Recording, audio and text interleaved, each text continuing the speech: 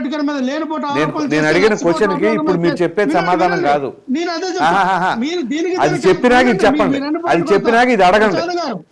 ప్రసాద్ గారు, లక్ష్మణరావు గారు ఒక నిమిషం ఆగండి సార్. నేను అడిగిన క్వశ్చన్ కి ఆన్సర్ అక్కడ నుంచి రాదు. కాంగ్రెస్ పార్టీ టీడీపీ కలిసి చేసింది జగన్మోహన్ రెడ్డి గారిని అనేది సమాధానం కాదు.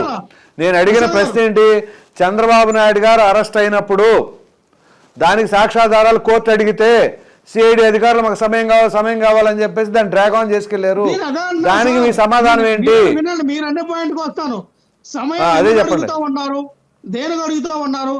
ప్రాపర్ డాక్యుమెంట్లు తీసుకెళ్లి సబ్మిట్ చేయడానికి చంద్రబాబు నాయుడు గారు రేపు 2025 కొత్త సంవత్సరంతో మళ్ళీ ఆయన జైలుకి వెళ్ళిపోతూ ఉన్నాడు చంద్రబాబు నాయుడు గారు.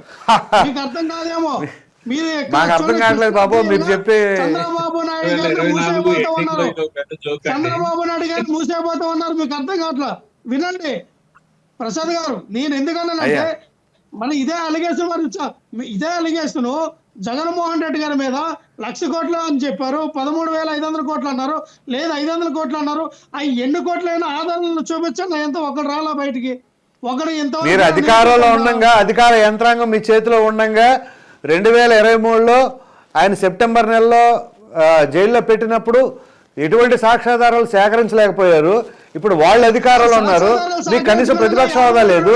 మీరు ఏ రకంగా ఇప్పుడు చంద్రబాబు నాయుడు గారిని లోపలేస్తారని చెప్తున్నారు? ప్రసాద్ గారు ఎటువంటి ప్రైమేఫేసియా లేకుండానే, ఎటువంటి ఆధారాలు లేకుండానే, ఎటువంటి మెరిట్స్ లేకుండానే 52 రోజులు జైల్లో పెట్టారా?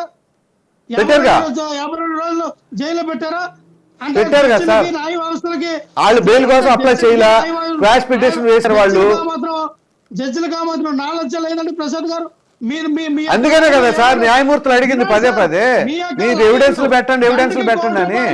గంటకి ₹1,00,00,000 తీసుకుని వాదించినటువంటి మీ లాయర్లు ఏమైనా గుట్టుకోవడానికి పనులతో ఉన్నారా? విజయపాలే పెట్టాడు గంటకు ₹1,00,00,000. అక్కడ సార్ ఎవిడెన్స్ ఉన్నాయి. మీరు అన్నటువంటి ఆర్టికల్ 17A, ఏదైతే ఆర్టికల్ 17A ద్వారా అక్కడ జరిగినటువంటి విధానంలో మా చంద్రబాబు నాయుడు గారికి బెయిల్ వస్తుంది, దాని ద్వారా క్వాష్ పిటిషన్ లో ఇది వీగిపోతుంది అనుకున్నారు. ఇవన్నీ కూడా ఒకటి ప్రసాద్ గారు గుర్తుపెట్టుకోవాలి మీరు.